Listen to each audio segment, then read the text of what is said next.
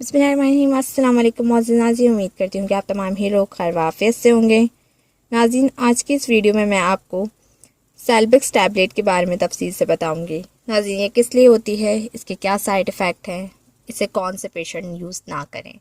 सो नाज़रीन, वीडियो से जुड़े रहिएगा। वीडियो का तफसीली आगाज़ करने से पहले मेरी आपसे गुजारिश, अगर आप होम फिजिशियन पे न्यू हैं तो काइंडली होम फिजिशियन को सब्सक्राइब कर लीजिए, साथ ही नोटिफिकेशन आइकॉन बेल को क्लिक कीजिए ताकि आने वाली तमाम लेटेस्ट वीडियो आप तक सबसे पहले पहुंच जाए। नाज़रीन, सेल्बिक्स टैबलेट, जिसका मेन इंग्रेडिएंट हैगा सेलिकोसिब। नाज़रीन, ये नॉन एस्टेरॉइड टैबलेट होती है। ये एंटी इन्फ्लेमेटरी टैबलेट हैगी। ये हड्डियों और जोड़ों के दर्द के लिए बहुत ज़्यादा मुफीद होती है। जोड़ों की सूजन को ख़त्म करती है, गठिया जैसी बीमारी को भी ख़त्म करती है। हमारे अंदरूनी दर्द होते हैं हड्डियों में, जॉइंट्स में, पट्टों में, तो उनको ये ख़त्म करती है। माहवारी के दर्द के लिए भी बहुत ज़्यादा मुफीद होती है। रीढ़ की हड्डी, गर्दन की हड्डी, जॉइंट्स या हमारी हड्डियाँ टूट जाती हैं तो उसके लिए भी ये इस्तेमाल कराई जाती है। दांत के दर्द के लिए भी मुफीद है।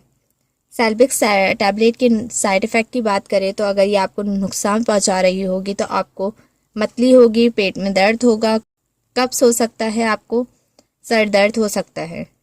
सो नाज़रीन, इस टैबलेट को वो पेशेंट यूज़ ना करें जिनके स्किन पर रैशेस होते हैं या एलर्जिक है उन्हें सेलिकोबिक्स इंग्रेडिएंट से।